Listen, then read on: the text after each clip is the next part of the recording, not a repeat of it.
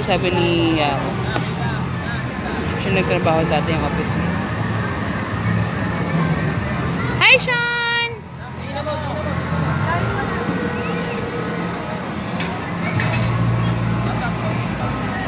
Sandinan mo daw.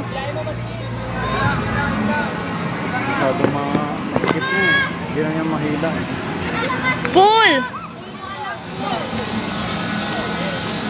Hindi mahila siya kasi masikip na eh. Sean, pool!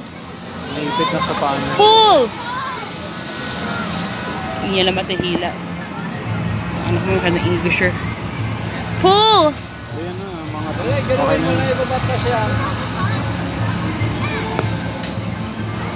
Hi, Sean!